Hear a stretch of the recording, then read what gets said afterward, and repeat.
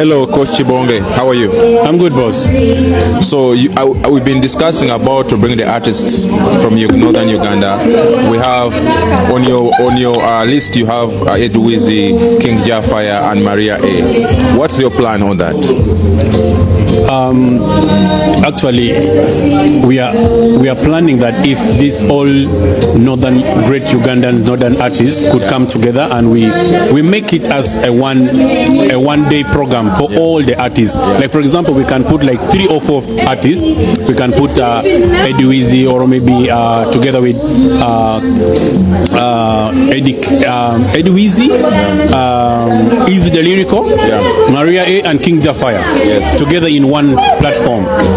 So it will be such a great move, because this one is not going to tackle only, because if you see someone like Eezzy, he can even do Luganda song, like representing the central and everywhere.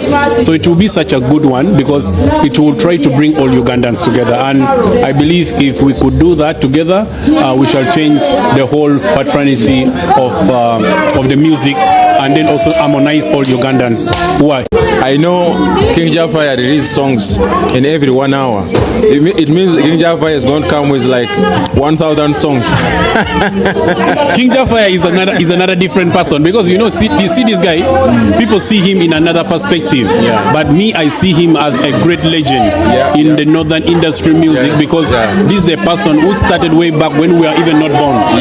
Okay, so he's still there, though we might not see him shining so much, but his sign, I see the sign that I see in him is sign of victory, and I believe he's going to make not more than 5 songs.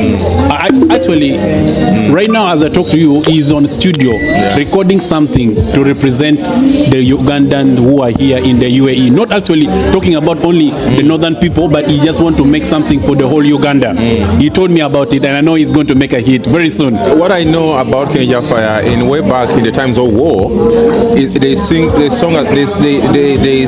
song with a legend, Boss Mikotem, about the political revenge. That song is called? It's a Politics of Revenge. Yes, political song revenge, and that song was very powerful song. And I see that Coach Kibonge, what message you can deliver to our brothers and sisters, those who are living here in UAE, about the upcoming show? Thank you so much, Coach. The message I can send to my brothers and sisters here in the UAE, one is that we are programming something very, very good, and we want to see them showing love.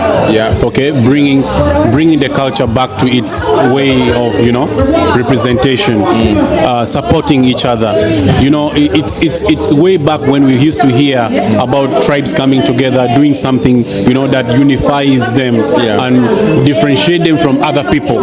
So I call upon them to all come together and we be united as Ugandans, actually.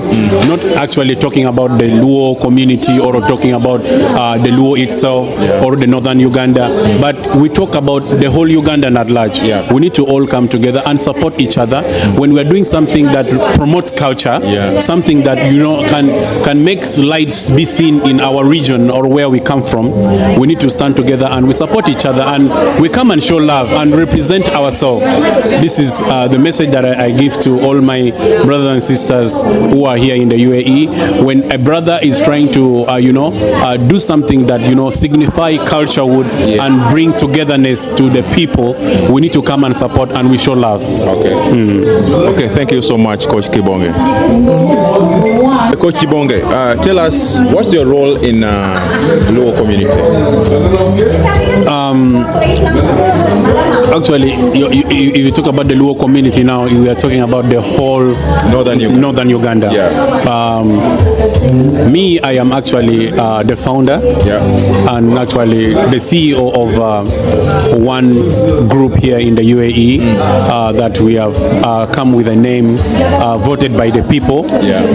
We call that group as One Luo UAE. So this is a group whereby we are putting together all our brothers and sisters sisters who speak the same language of Luo.